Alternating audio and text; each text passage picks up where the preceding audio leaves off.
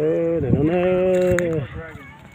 cho bé sẽ được phải xây từ cứ thia từ siêu nữa lo thì xa lát lo nữa tôi nói giờ từ siêu giờ từ bờ thằng nữa xin chi nhá đâu khăng khải nữa thằng bé một cần đấy nhá đâu khăng khải trên thế cứ xin chi thằng trong ớt xe cậu bé cậu lâu nữa ta chỉ nói nữa trọ cá lò nữa mua hơi lò tết cho lò nó ta đi nữa thì su nó nếu mua cá lọt cho bé khỏe nữa mua cá lọt cho khỏeหัวพันmua lọt cho xăm nhựa đó thì cũng như cứ làm một cho nên phải thả lưỡi qua xí trong đi cháu chỉ mua hơi lưỡi qua đi thì xí cũng là cũng nhẹ nhẹ xí bẹp bẹp lên non cho nên sẽ tết cho nữa bây giờ ở xí họ sườn sạt sườn sạt thả nó sạt thả na họ xăm nhựa nữa ok nó giờ cũng giờ cứ ok.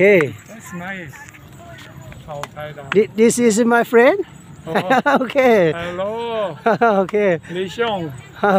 Nice to meet you again. Okay, nice to meet you. okay. Years. My younger brother. So nice to meet his younger brother too. Yeah, today is very special day for us. Oh, special day. Of okay. course, because I have practiced my English a lot. Okay. You're so good. I can't believe you're only 18 years old and speak English so well. Okay. Thank you. I appreciate it. Okay. I think you have good teachers. Mình không nữa, ta chọn nhà cho nên sẽ đi chơi thả luôn nữa. Nó giờ cứ cứ đó, cứ yên xa cả tia giờ cứ nó mua cả khi mình cho kế để như thế nữa. Cái tia xa tia nó cứ từ siêu nó lò lại gì cả. Cứ cho cái cứ nó mình cho giờ bia bèo xí nữa.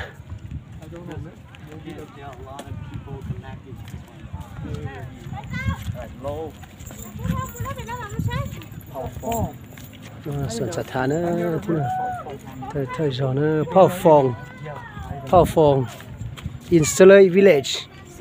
Phao Phong. Salei. Yeah, Salei. You had to, right? Yeah. You take the bus. We went to the waterfall. Salei. Yeah.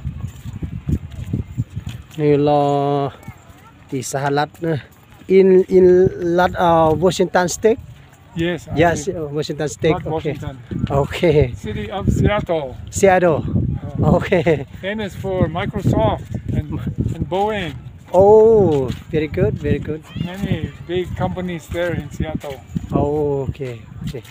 นี่เดี๋ยวนี้รอปกติสหรัฐรอรู้เสียง Washington State นะนี่รอลุ่มตรง Seattle ถ้าต่อเจออย่างเราชินนะ Sleep. Stone.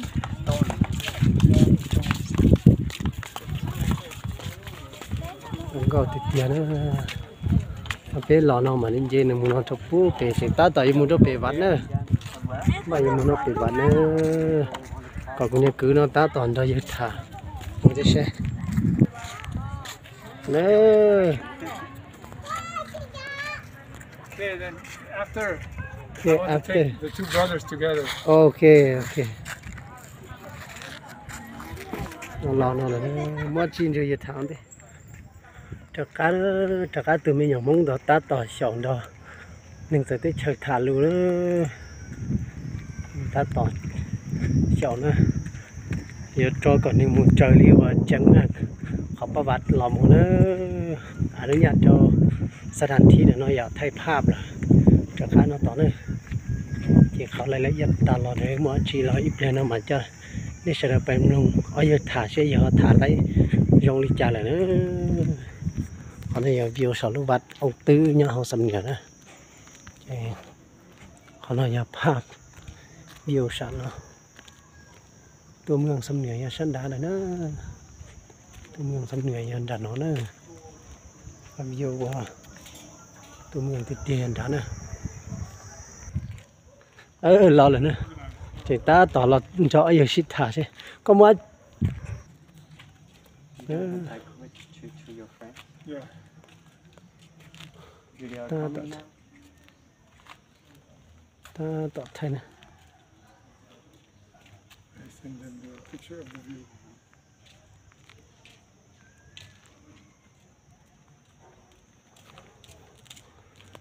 you call with to your friend Yeah.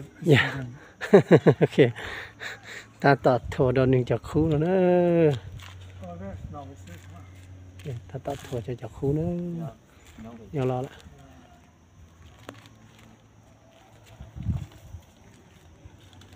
Very nice. It's a nice stupa. Yeah. Purpose. Alright. And usually it's of a person, Mm-hmm. somebody famous. Like a statue. A stupa is more of a religious. Yeah, Got it. yeah. Thank you. statue Teaching English. They teaching said they're coming, but walking. They are coming by walking? Yeah. Alright.